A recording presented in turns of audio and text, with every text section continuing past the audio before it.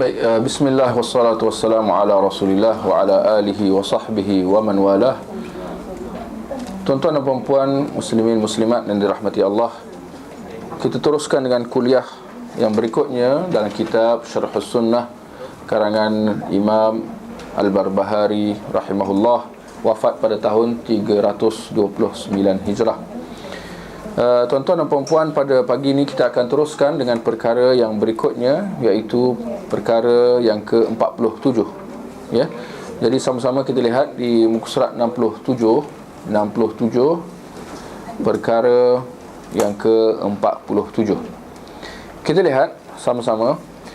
Janganlah engkau memberi kesaksian iman secara hakiki kepada seseorang sehingga dia telah melaksanakan semua ajaran syariat Islam. Dan apabila ada sebahagian syariat yang belum diamalkan, maka orang tersebut kurang imannya hingga perhatikan di situ, hingga dia meninggal dunia. Ini saya kira dia ada sedikit perbezaan daripada sudut manuskrip itulah, ya, manuskrip kitab Syarhus Sunnah ni. Maka ini satu versi hingga dia meninggal dunia. Dalam satu manuskrip yang lain, kita lihat, ada tulis nombor 3 kat bawah tu. Dalam teks Qaf tertulis iaitu bertaubat. Maknanya hingga dia meninggal dunia atau bertaubat, ya. Maka orang tersebut kurang imannya hingga dia bertaubat. Kalau kita perhati, sebenarnya perkataan bertaubat itu lebih sesuai, ya, lebih tepat, ya. Ketahuilah sesungguhnya imannya, perkataan bisa disifati itu betulkan sikitlah, sama ada. Ketahuilah sesungguhnya imannya sama ada sempurna atau kurang, kecuali apabila dia menampakkan kepadamu. Perkataan lepas tu, itu pun saya tak tahu apa. Betulkan, ada cadangan? Apa benda tu?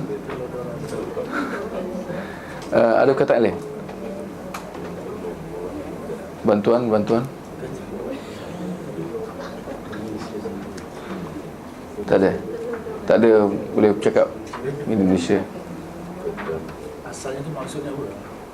Tanya kita pula.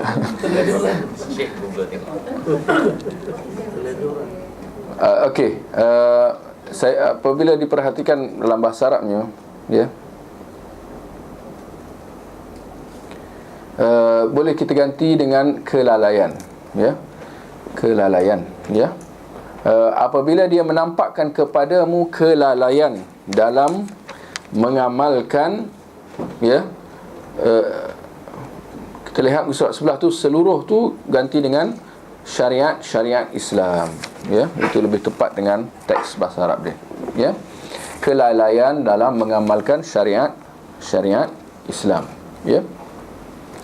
Kita lihat perkara 48, termasuk sunnah menasihati orang muslim yang meninggal dunia, termasuk sunnah mensalati, ya, mensalati orang muslim yang meninggal dunia kerana direjam, pezina lelaki, pezina perempuan, orang yang bunuh diri, pemabuk dan yang semisal dengan mereka. Maka mensalati mereka adalah sunnah, ya. Baik, kita lihat perkara 47 tadi, ya. Janganlah engkau memberi kesaksian iman secara hakiki kepada seseorang sehingga dia telah melaksanakan semua ajaran syariat Islam, ya. Apa yang dimaksudkan oleh Imam Al-Barbahari? Maknanya, jangan engkau memberi kesaksian iman, maknanya dengan kita mengatakan bahawa si fulan orang beriman, ya. Kita nak menyatakan tentang seseorang, atau kita nak panggil seseorang, wahai mukmin, ke macam mana? Kita biasa dengar, wahai orang masyarakat Islam, biasa kita dengar, ya. Orang muslim, muslimin, muslimat, biasa kita dengar, muslimin, muslimat yang dirahmati Allah. Tentu itu tidak ada masalah. Tapi yang disebut di sini oleh Imam Al-Barbahari ialah perkataan iman tu.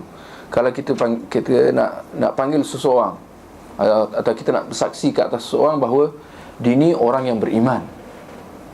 Kalau kita kata dia ni muslim, orang ini orang Islam, itu tidak ada masalah. Tapi kalau kita nak kata bahawa dia ni orang yang beriman, atau dia ni mukmin, ya, atau mukminat, ini pun jarang kita dengar lah orang kata mukminin, mukminat yang dirahmati Allah sekalian. Pernah dengar ke orang cakap tu? Tak ada, eloklah tu, betul lah tu, ya. Ya, mukmin, mukminat, kena tengoklah tu, ya. Jadi Imam Al-Barbahari kata, kita janganlah engkau memberi kesaksian iman secara hakiki. Hakiki maknanya dengan kita memanggil dia sebagai seorang mukmin, ya. Ini kerana, ya, kita tidak tahu hakikat orang itu. Kerana kita harus faham bahawa seorang yang beriman itu adalah kedudukan yang lebih tinggi daripada seorang muslim, ya. Kerana Islam dan iman secara prinsip dia sama, ya, tetapi secara perincian ada beza, ya, antara Islam dan iman, ya. Islam adalah kedudukan yang paling umum atau paling bawah, atau dia melibatkan, atau dia adalah buat orang yang mengamalkan syariat Islam yang zahir secara umum. Kerana kalau kita lihat apa tu rukun Islam, ya, dia lebih kepada melibatkan amalan zahir, amalan syariat, mengucap 2 kalimah syahadah, mendirikan solat, zakat, puasa, haji. Ini amalan zahir, solat, kan. Berbeza dengan iman, dia melibatkan urusan hati, urusan kepercayaan, ya. Beriman dengan Allah, wa malaikatih, malaikat, wa kutubih, kitab-kitab, wa rusulih, para rasul, dan hari akhirat, dan beriman dengan qada dan qadar. Ini melibatkan kepercayaan, ya, urusan hati kita. Maka kita tidak tahu keadaan hati seseorang, sama ada dia beriman atau tidak. Maka masakan kita boleh panggil seseorang bahawa dia ni orang yang beriman? Apakah kita telah merobek hati dia, kita tengok hati dia beriman atau tidak, sehingga kita nak memberi kesaksian bahawa dia beriman seperti itu, ya. Barangkali seseorang itu memang dia benar beriman, barangkali seseorang muslim itu dia benar beriman, tetapi dalam masa yang sama ada kebarangkalian yang kita tak tahu bahawa dia Islam, tetapi dalam masa yang sama dia buat maksiat, contoh. Dan perbuatan maksiat itu akan memberi kesan kepada iman dia, kerana tidaklah seseorang yang melakukan maksiat melainkan itu petanda bahawa iman dia kurang, kan? Betul tidak? Ya. Orang yang buat maksiat itu petunjuk bahawa iman dia lemah, ya. Dan barangkali juga bahawa dia hanya menunjuk-nunjuk bahawa dia Islam, ya, sedangkan hakikatnya dia seorang munafik, yang mana hati dia tak ada iman sama sekali, ya. Dalam hati dia, kalau tak ada iman, apa artinya? Kalau hati tak ada iman, apa artinya? Kufur, ya. Itu yang dikatakan munafik. Zahir saja nampak Islam, atau nama je Islam, tapi dalam hati dia kufur, ya. Maka kerana itu ada tegahan daripada kita memanggil seseorang, atau kita memberi kesaksian kepada seseorang bahawa dia ni orang yang beriman, atau kita nak panggil dia wahai orang yang beriman, ya. Ada tegahan untuk melakukan seperti itu, ya.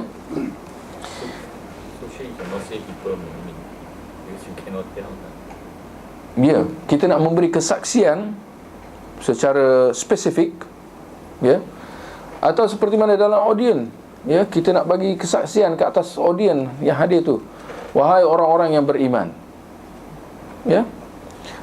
sama ada secara individu atau secara ramai, ya. Mungkin kalau secara ramai ni dia kurang sikit lah tegahan tu. Tapi kalau dari segi spesifik, kita nak kata, wahai orang yang beriman, dengar cakap aku, ya. Wahai sahabatku yang beriman, contoh. Wahai Ali yang beriman, macam tu. Kesaksian macam ni tidak wajar dilakukan, ya. Kerana kita sentiasa dituntut supaya sentiasa berkata dengan perkataan yang hak, perkataan yang benar. Adapun perkataan-perkataan macam ni, dia tidak menggambarkan realiti seseorang, kerana kita tak tahu hakikat orang itu, ya. Kerana itu, bagaimana kita masakan kita boleh panggil dia orang yang beriman, ya.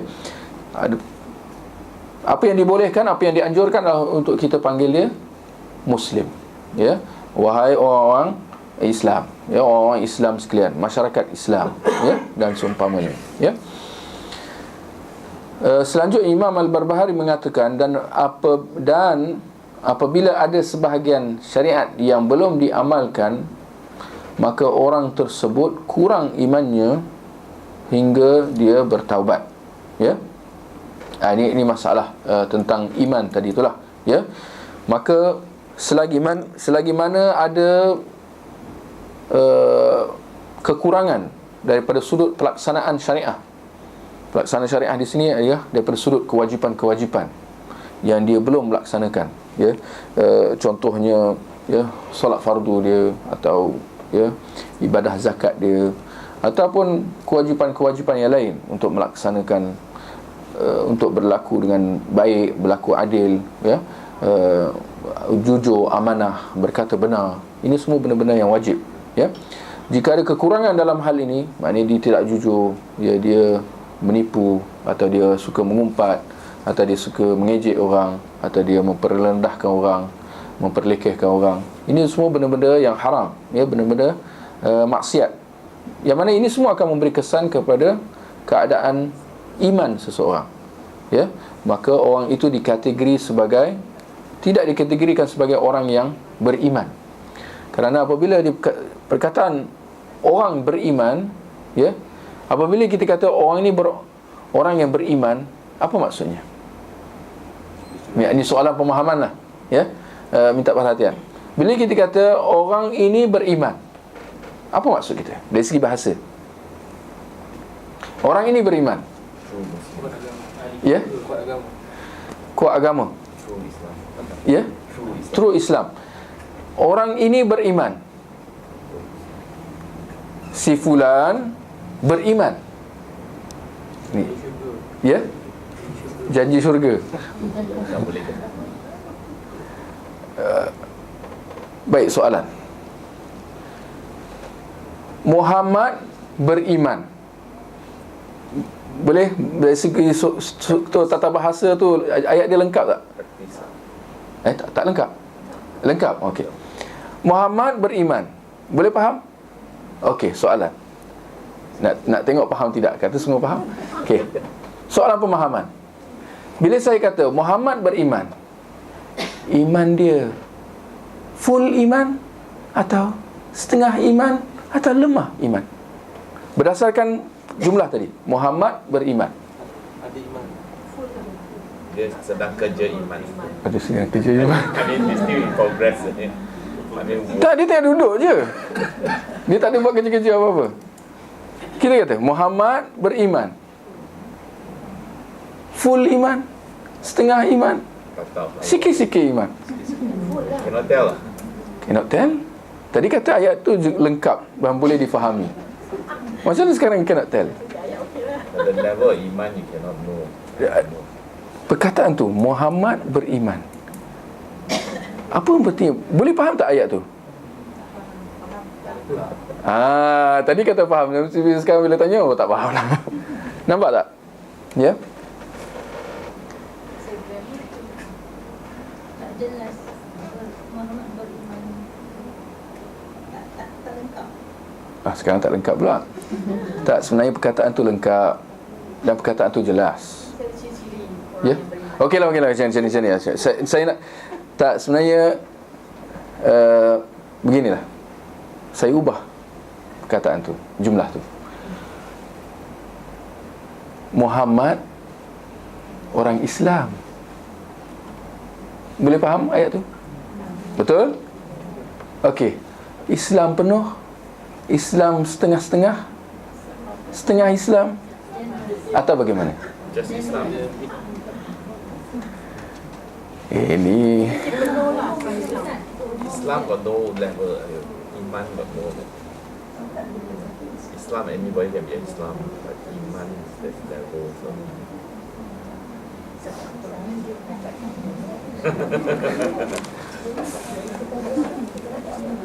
Islam ada banyak ke sikit? Tak. Boleh ke orang Islam sikit Islam? Masuk satu kaki je dalam Islam, sebahagian lain dalam kufur. Islam lawan dia apa? Kufur kan? Bila saya kata Muhammad Islam, adakah maknanya dia Islam totally atau dia setengah Islam, setengah kafir? Itu soalan dia. Mudah tak? Okey. Apa jawapan dia? Muhammad Islam, full Islam. Inna lillahi wa inna ilaihi raji'un.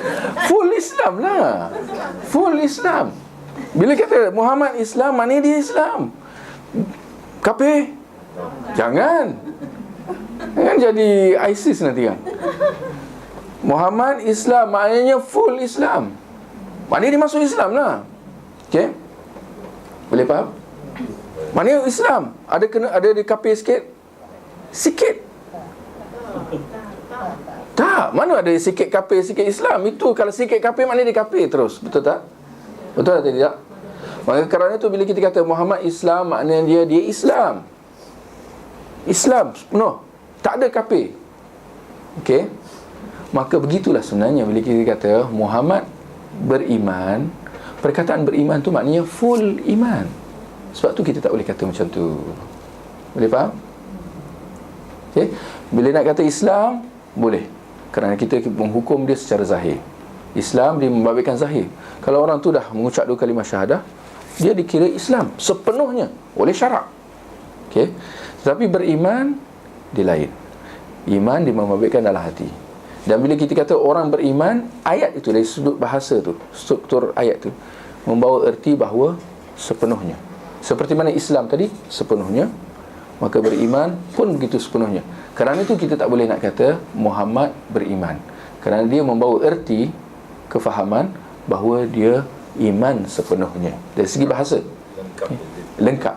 In the hadith, there's one that Nabi Muhammad SAW said, Iman is like up and down, up and down. So, Maksudnya iman dia boleh naik turun. Islam pun sama juga dari segi hakikat dia. Tapi itu kita bukan sedang membincangkan tentang itu. Kita sedang membincangkan tentang istilah tu, istilah Islam dan istilah iman. Yang kita nak bezakan di sini dari segi hakikat. Ya. Kita tadi perkataan tadi dari segi zahir. Kita bersaksi bahawa Muhammad Islam secara zahir ke secara hakikat? Zahir. Kita tak boleh nak hukum secara hakikat, kerana hakikat itu hanya Allah yang tahu. Dari segi zahir, kita boleh bersaksi bahawa Muhammad Islam. Tapi kalau kita nak kata, kita nak saksi bahawa Muhammad iman atau beriman, itu tidak boleh kerana dia melibatkan urusan yang lebih sedikit, lebih daripada zahir, iaitu membabitkan urusan hati. Kita bukan sedang membincangkan tentang peringkat atau tidak berperingkat, ya. Kerana boleh jadi orang itu Islam, tetapi hakikatnya dalam hati dia ada kekufuran. Boleh atau tidak? Dia munafik misalnya, ya. Bukan itu perbincangan dia, ya. Baik, dan apabila ada sebahagian syariat yang belum diamalkan, maka orang tersebut kurang imannya hingga dia bertaubat. Maknanya ada benda-benda maksiat yang dilakukan, benda-benda haram yang dilakukan.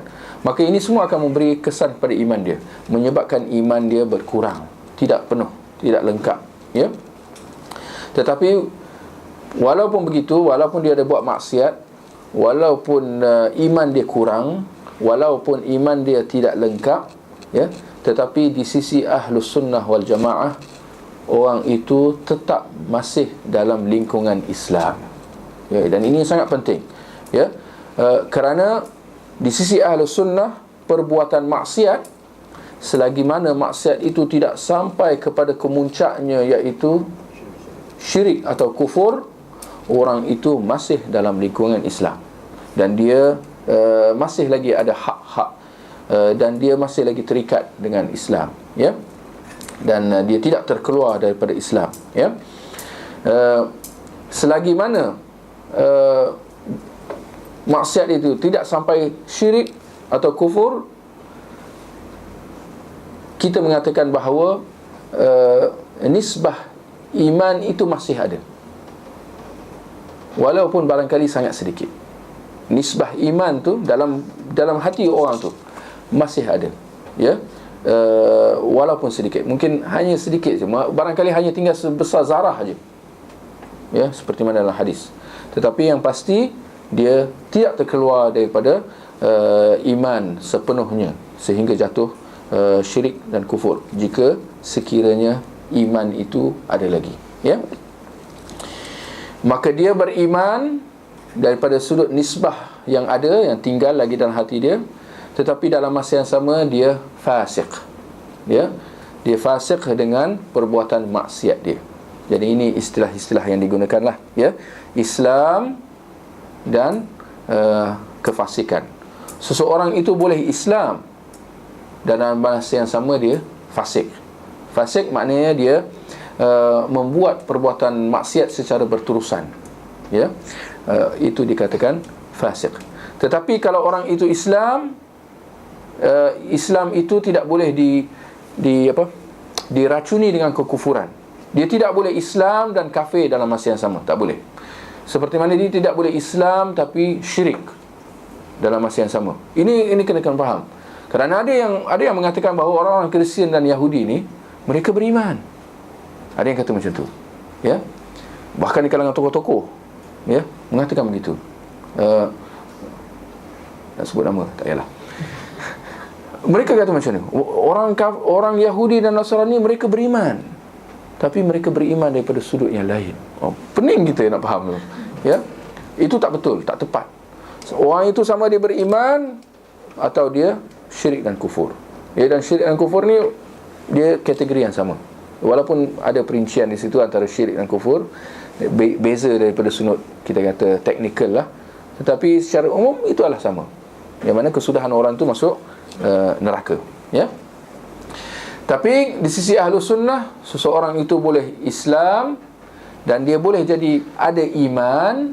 Kita tidak kata beriman, kerana itu akan mengelirukan. Dia ada iman, tetapi dalam masa yang sama dia buat maksiat dan dia seorang fasik.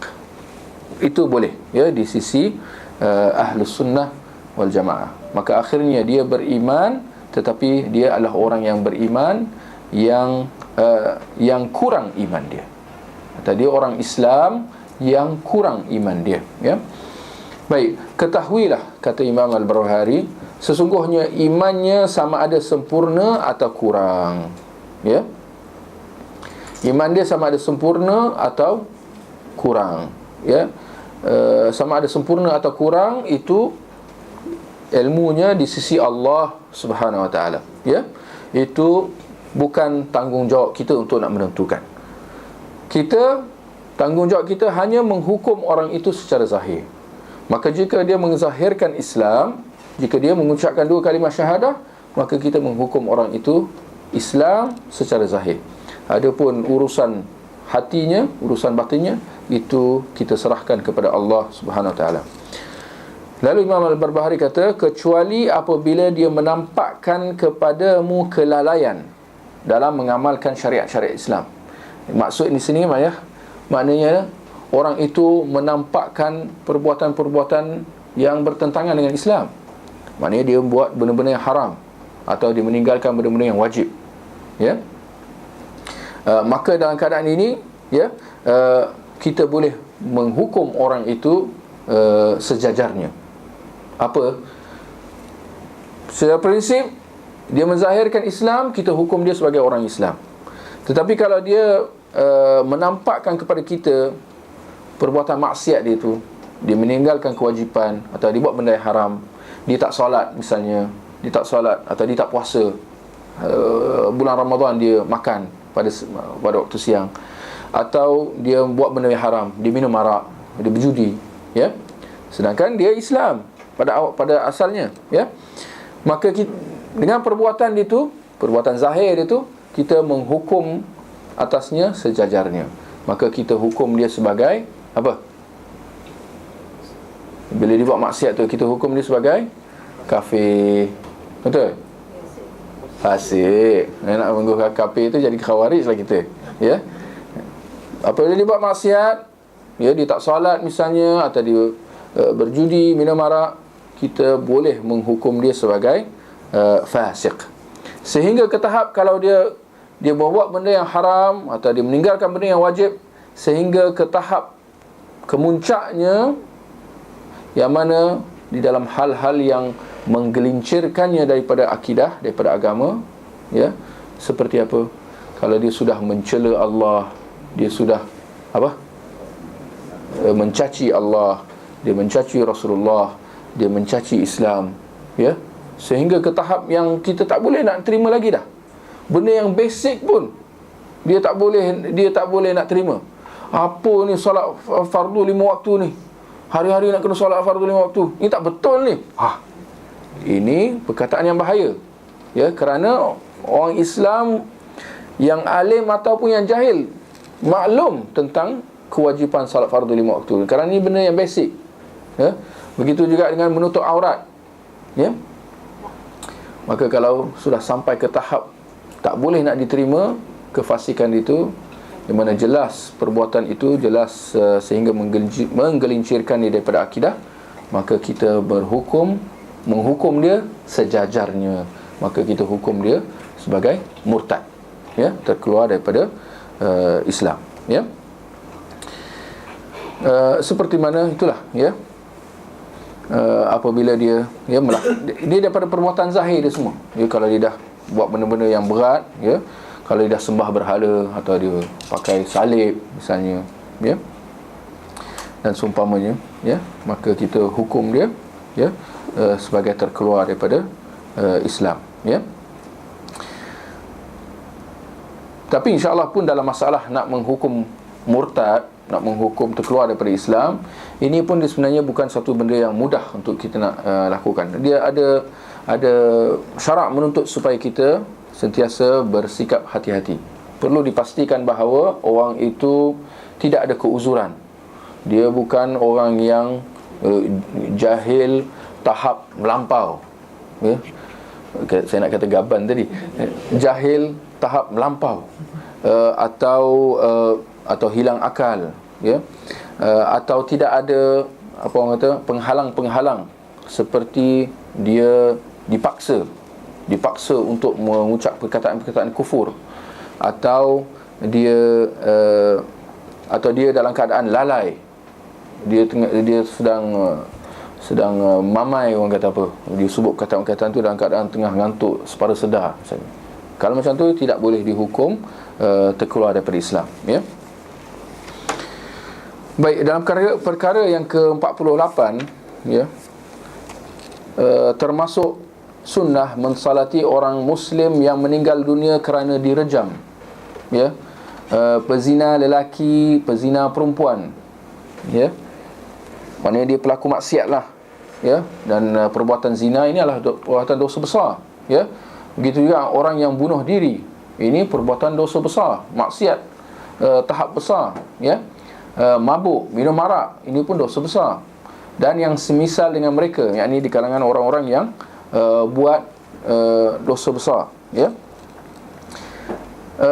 Selagi mana dia masih lagi di dalam lingkungan Islam, maknanya dia tidak sampai terkeluar, dia tidak sampai buat benda kufur ataupun syirik yang jelas, ya, maka dia masih lagi dalam kategori orang Islam, ya.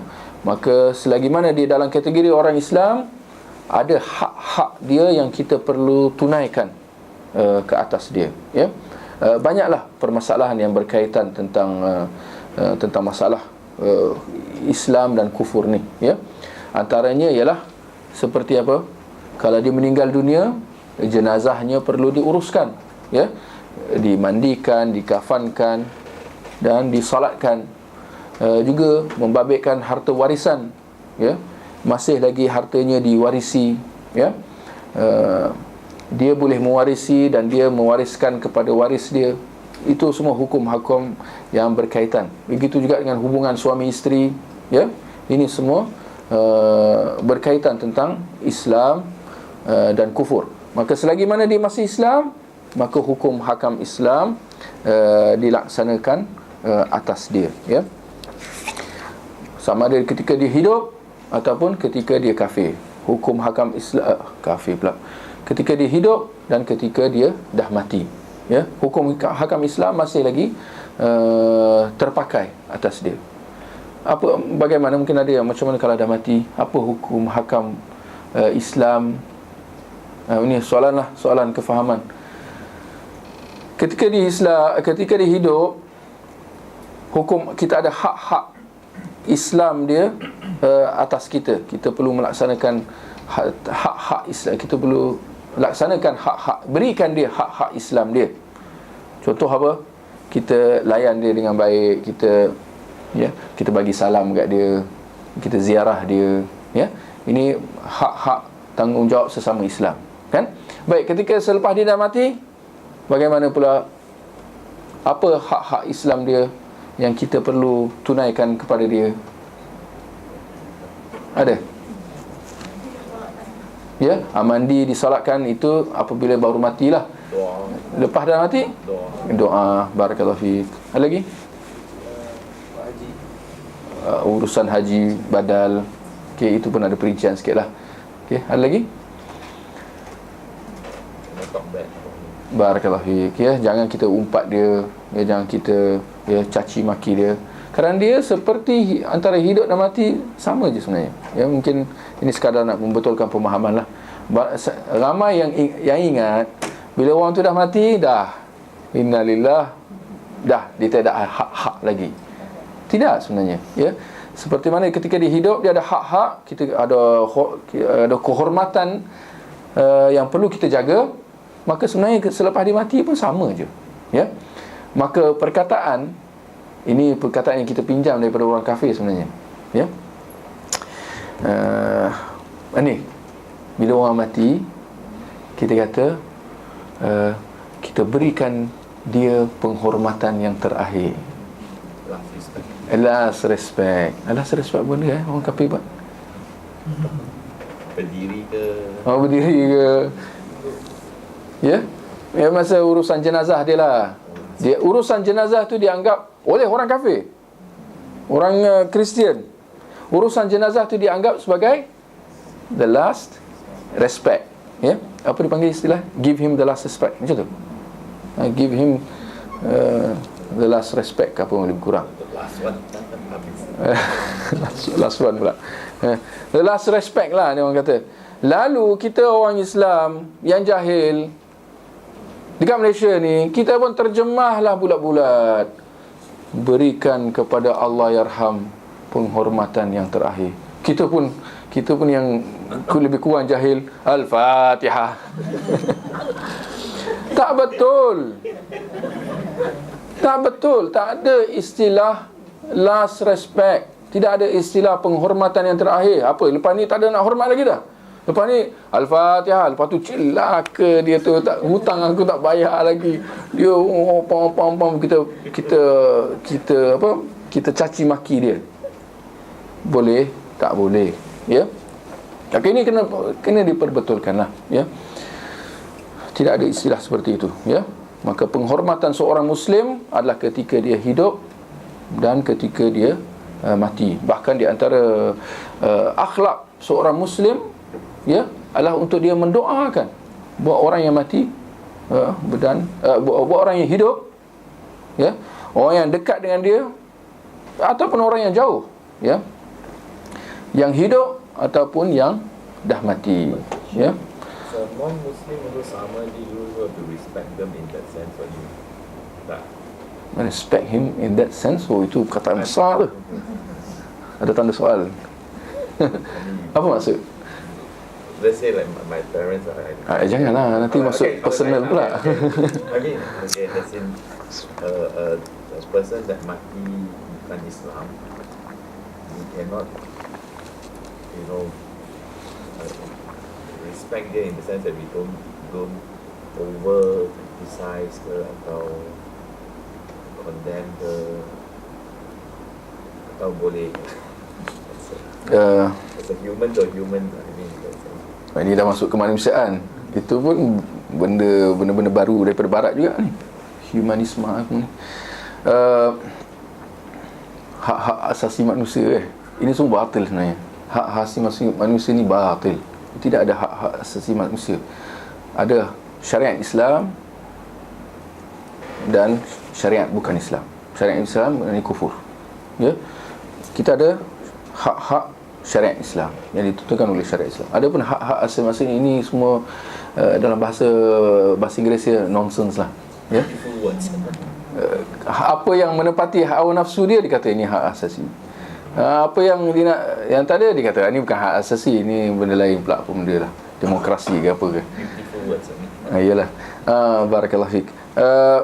Tentang hakikatnya orang kafir, ya, kekufuran dia, kesyirikan dia, menyebabkan mereka hilang hak-hak itu, ya. Dari segi penghormatan, dari segi dimuliakan, dari segi dibantu dan ditolong, dan dari segi disokong semua. Ini semua dipanggil wala. Wala dalam Islam. Wala menyokong, membantu, sayang, kasih, mengasih, ya. Ini hanya buat orang yang beriman, orang Islam. Itu mereka yang beriman dengan Allah Subhanahu wa taala. Adapun orang yang syirik, orang yang kufur, orang yang menyekutukan Allah, orang yang menafikan ketuhanan Allah, orang yang menafikan hak-hak Allah, dia yang buat, kan? Maka dia telah mengakibatkan dia mengakibatkan atas dirinya hilang hak-hak keistimewaan itu. Maka dia tidak boleh nak menyalahkan sesiapa kecuali dirinya. Apabila dia melakukan sebesar-besar dosa, dia mensyirikkan Allah, dia tidak mengiktiraf Allah, dia memperlekehkan Rasulullah, dan bahkan dia menganggap bahawa Allah dan Rasulnya sebagai musuh dia, ya. Apabila dia menyembah tuhan-tuhan yang lain, maka dia mengakibatkan bahawa dia mencampakkan dirinya ke dalam lembah kehinaan. Kita tak hina dia, tapi dia yang menghina dirinya sendiri. Maka akhirnya orang yang seperti ini, apakah boleh dimuliakan? Apakah boleh dipuji? Apa yang nak dipuji? Sedangkan dia sendiri telah menghina dirinya dengan syirik dan kufur. Nampak? Maka dia bukan ahli untuk dipuji, ya. Kalau dipuji pun dipuji daripada sudut, orang kata apa, daripada sudut apa ni kata, tak tahu perkataan yang sesuai, benda yang superficial. Barakallahu fiik. Itu nak terjemah tu macam mana tu? Superficial. Dari segi luaran yang tidak ada hakikat sebenarnya. Dia barangkali buat baik, dia bantu orang miskin, dia bagi duit, dia macam-macam lah, dia bantu orang yang susah. Bagus. Ya, Mother Teresa. Yalah, macam orang-orang padri itu semua, institusi gereja semua, dia bantu orang susah semua. Tetapi dari sudut luaran saja, superficial saja. Dari segi hakikat tidak ada nilai sama sekali di sisi Allah Subhanahu Wa Taala dan juga di sisi kita. Kerana itu semua, ya, dalam Al-Quran Allah kata faja'alnahu haba'an mansura. Mereka bawa kebaikan-kebaikan yang mereka lakukan, orang-orang syirik dan kufur ni, mereka bawa kebaikan yang mereka lakukan, tapi Allah kata apa? Faja'alnahu haba'an mansura. Kami jadikan dia punah, tak tinggal apa-apa pun, tak ada nilai, ya, tidak diterima. Kenapa? Lain asyrakta la yahbatanna 'amaluk. Kalau kau buat syirik, maka akan punahlah amal-amal baik yang kau buat, ya. Maka itulah dia. Tak tahu dapat jawapan ke tidak. Maka tak ada apa yang nak dipuji atas orang kafir dan syirik ni. Bahkan dalam hadis Nabi mengatakan bahawa sebenarnya dalam hadis Nabi mengatakan ainama mararta biqabri musyrikin fabashshirhu binnar. Kalau kita melewat kubur orang-orang syirik dan kufur, sepatutnya kita berikan kepada dia berita bahawa engkau akan masuk neraka. Lalu juga orang kafir, kita kata kat dia, kita mengatakan kepada dia, api neraka menanti engkau, api neraka menanti engkau, api neraka menantikan kau. Kerana itu hakikat dia. Itu hakikat. Ya. Adapun orang Islam, kita berucapkan salam, kesejahteraan, keselamatan. Assalamualaikum ya ahlad diyar minal mu'minina wal muslimin wa inna insyaallah bikum lalahiqun. Keselamatan atas engkau wahai penghuni kubur daripada kalangan orang Islam dan daripada kalangan orang yang beriman, ya.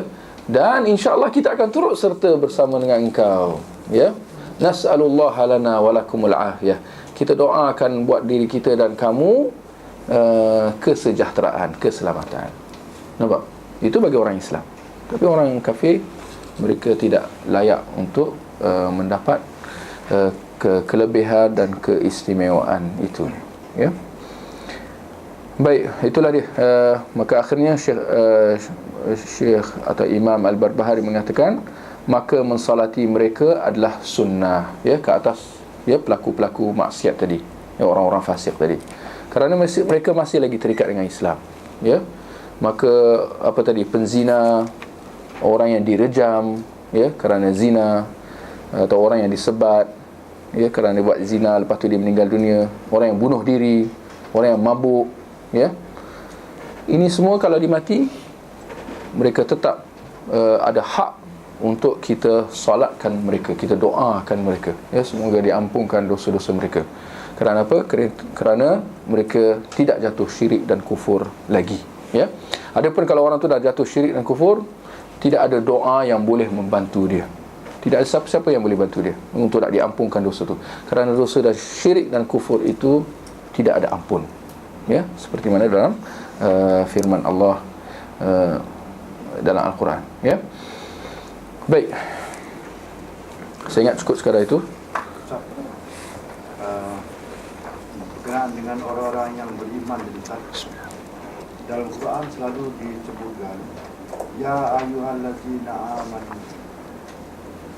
Untuk pada siapakah yang ia disebutkan? Padahal dari segi penyelesaian tadi, kita tidak akan pasti orang-orang sebenarnya orang yang beriman. Ya, barakallahu fiik. Dalam Al-Quran banyak disebut ya ayyuhallazina amanu, wahai orang-orang yang beriman. Bagaimana kita nak memahami nas-nas Al-Quran ini dengan apa yang kita telah sebutkan tadi, apa yang dijelaskan oleh Imam Al-Barbahari tadi, bahawa kita tidak boleh menghukum seseorang itu sebagai beriman, ya. Boleh kita faham ayat dalam Al-Quran yang memulakan dengan ya ayyuhallazina amanu, ya ayyuhallazina amanu, daripada beberapa sudut, ya. Pertamanya kita mengatakan bahawa Al-Quran, ayat-ayat tadi itu bersifat umum, general, bukan spesifik, ya. Kerana tegahan itu, ya, daripada sudut spesifik. Kita nak panggil seseorang tu, hai orang yang beriman, itu kita ditegah daripada melakukan. Panggil seseorang tu, hai orang yang beriman. Tapi kalau kita mengatakan secara umum, kita kata wajib atas orang Islam dan beriman untuk percaya dengan azab kubur, contoh. Kita kata macam tu, wajib, umum, ya. Orang-orang yang beriman yang pergi mengerjakan haji, contoh, kita kata, ini dalam ayat kita lah, ini umum, itu tak ada masalah, ya. Itu satu. Daripada sudut yang kedua, kita kata tegahan memanggil seseorang itu hai orang yang beriman, tegahan ini atas manusia, atas kita. Adapun dalam Al-Quran, wahai orang yang beriman, itu kesaksian daripada Allah, berbeza. Allah Maha mengetahui, kita tak tahu. Maka daripada sudut yang lain, kita mengatakan bahawa itu sebenarnya ayat-ayat wahai orang yang beriman, wahai orang yang beriman, ini sebenarnya adalah kesaksian daripada Allah atas para sahabat, bahawa mereka adalah golongan istimewa, golongan yang dipuji oleh Allah Subhanahu Wa Taala. Dan ini adalah benar, bahawa para sahabat adalah orang-orang yang beriman, ya, kerana disaksikan oleh Allah Subhanahu Wa Taala dalam Al-Quran. Maka dalam Al-Quran apabila dikata wahai orang yang beriman, ia tertuju kepada siapa secara utama? tidak dinafikan bahawa syariat Islam, antaranya apa yang terkandung dalam Al-Quran, dia adalah untuk umat Nabi Muhammad daripada awal sehingga ke akhir zaman. Tetapi bila Allah kata ya ayyuhallazina amanu, wahai orang yang beriman, ia tertuju kepada siapa?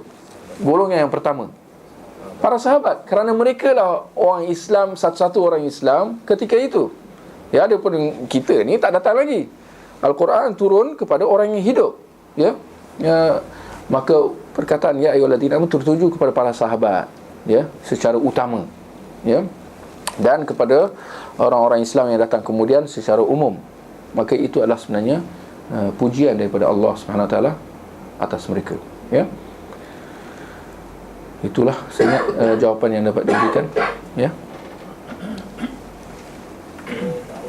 Dalam teks mereka tu Imam Ahmad kata yang kalau tak ada dosa, yang kalau ada amalan yang seorang tu tinggal menjadikan dia kafir melainkan solat. Tadi Ustaz ada bagi contoh yang kalau orang tu tak minum arak ataupun tak semayang kan, dia masih belum dihukum kafir. Jadi bagaimana pula dengan solat? Ya, bahkan ada hadis, ya, tentang masalah solat ni. Persoalan, ya, dia sebenarnya pertanyaan tadi dia berkisar tentang masalah adakah orang yang tinggalkan solat fardu 5 waktu, 1 atau 2 atau 3 dengan sengaja, ya, atau yang tak solat langsung, adakah dia Islam atau kafir? Itu permasalahan dia. Ya, dia dah bagi fatwa dah. Okey. Okey. Itu sebenarnya perbincangan dia, ya, di kalangan para ulama sejak dahulu lagi. Ya, bahkan di zaman mazhab lagi, di zaman Imam Ahmad, ya, Imam Syafi'i sebelum dia, telah ada dibincangkan di kalangan para ulama, iaitu kalau orang tu tinggalkan solat fardu, adakah dia masih lagi Islam atau tidak? Kesimpulan dia, ulama ada dua pendapat lah, ada perincian, ya, tapi secara ringkasnya ada dua pendapat lah.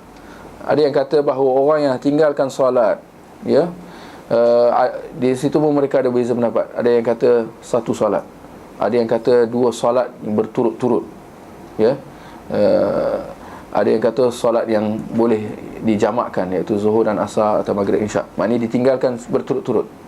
Ada yang kata meninggalkan solat itu sehari semalam, dia akan jatuh kafir, ya, dengan sengaja dia akan jatuh kafir automatik, ya. Dan kalau zaman sekarang pendapat ini banyak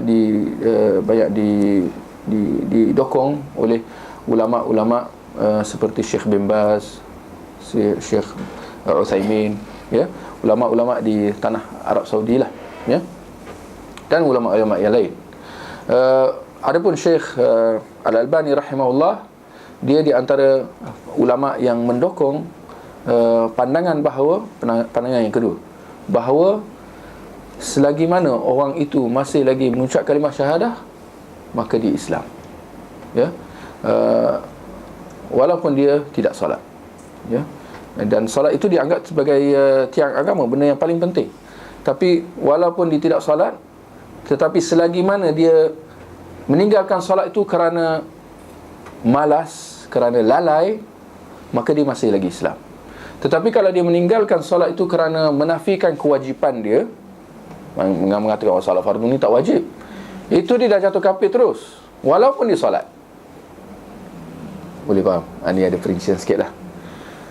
Walaupun orang tu solat hari-hari, tapi kalau dia kata ini aku bonus je ni, ini aku apa, ini sunat je, kalau tak nak buat tak apa, tapi aku buat, dia dah jatuh kafir sebenarnya, ya. Niat, kerana dia semua kembali kepada niat, kerana dia menganggap bahawa ini bukan wajib, maka dia dah jatuh kafir. Tapi yang dimaksudkan di sini adalah orang yang tak solat kerana lalai dan malas, ya. Itu perbincangan para ulama. Jadi ada yang kata kafir dan ada yang kata masih lagi Islam, ya, berdasarkan kerana ada hadis-hadis. Ia bukan masalah kata ulama, kerana ada hadis. Antaranya hadis Nabi SAW, bainar rajuli wal kufri tarkus salah, antara seseorang itu dengan kekufuran adalah meninggalkan solat, ya. Maka hadis ni menyokong pendapat yang pertama tadi itulah. Tapi Syekh Al-Albani dia melihat tidak, berdasarkan hadis-hadis yang lain. Antaranya di padang mahsyar kelak akan ada urusan syafaat, memberi syafaat. Antaranya dalam sebuah hadis, ya, bahawa orang-orang yang tatkala orang-orang sudah masuk syurga dan neraka, penghuni syurga akan tertanya-tanya tentang sahabat-sahabat mereka ketika di dunia, ya, di kalangan mereka yang solat, di kalangan mereka yang solat, yang berpuasa dan mengerjakan ibadah yang lain. Maka mereka mendatangi Allah dan mengatakan, ya Allah, rakan-rakan kami, ya, saudara-saudara kami yang solat bersama dengan kami ketika di dunia dan mereka yang berpuasa ketika di dunia, mereka tidak bersama dengan kami di dalam syurga. Maka Allah mengatakan, keluarkan mereka daripada neraka. Maknanya mereka solat, mereka puasa, tapi kerana dosa-dosa yang lain yang tidak diampunkan menyebabkan mereka masuk neraka. Maka akhirnya dikeluarkan. Dikeluarkan siapa? Orang Islam tapi yang solat, yang puasa, tetapi masuk neraka kerana dosa-dosa yang lain. Maka dikeluarkan hasil syafaat penghuni syurga buat mereka. Lalu penghuni syurga lagi, mereka mengatakan, rakan-rakan kami yang lain. Lalu mereka menghadap Allah dan mengatakan, ya Allah, rakan-rakan kami yang ketika di dunia, Waalaikumsalam, mereka tidak bersama dengan kami. Maka Allah kata, keluarkan rakan-rakan kamu yang kamu sebutkan tadi, dalam hadis ada disebutkan. Maka akhirnya mereka juga dikeluarkan. Maka golongan yang kedua ni yang dikeluarkan, adakah mereka terdiri di kalangan orang yang solat? Kalau kita lihat ini, Syekh Albani kata yang solat telah dikeluarkan, tapi ternyata dalam hadis tu ada golongan lagi yang masih lagi terus dikeluarkan. Ini Syekh Albani kata, kalau tak solat masih lagi boleh diselamatkan berdasarkan hadis ini. Maka akhirnya dalam hadis mengatakan, Allah mengatakan, akhriju man finnar man kana indahu iman mithqala, keluarkan sesiapa yang ada di dalam syurga tu, keluarkan sesiapa yang ada di dalam neraka tu yang masih ada iman walaupun sebesar, dalam hadis mengatakan sebesar dirham atau dinar, mana sikit. Akhirnya sampai ke tahap Allah kata, keluarkan siapa yang ada di dalam neraka itu yang ada iman walaupun sebesar zarah. Walaupun ada sebesar zarah. Maka akhirnya mereka dikeluarkan, dan ketika itu mereka sudah berubah menjadi arang. Mana ini kategori yang terakhir sekali lah yang dikeluarkan. Ketika itu, mereka dikeluarkan daripada api neraka untuk dimasukkan ke dalam syurga dalam keadaan mereka sudah berubah menjadi arang. Ya, maka Syekh Al-Albani mengatakan ini menjadi petunjuk kuat bahawa orang yang tak solat, selagi mana ada iman, kepercayaan dengan Allah dan Rasulullah, maknanya dia tidak mendustakan Allah dan dia tidak melakukan benda-benda syirik dan kufur, ya, mereka ini masih lagi terikat dengan Islam, dan di akhirat kelak ucapan dia la ilaha illallah atau keimanan dia dalam hati dengan la ilaha illallah Muhammad Rasulullah, itu akan menyelamatkan dia daripada terus kekal di dalam api neraka dan untuk masuk ke dalam syurga, InsyaAllah. Walau macam mana pun ada beza pendapat. Itu kesimpulan dia lah, ya. Baik, saya ingat cukup sekadar itu untuk kita pada pagi ini. Kita akhiri dengan tasbih kafarah. Subhanakallahumma wa bihamdik, asyhadu an la ilaha illa ant, astaghfiruka wa atubu ilaik.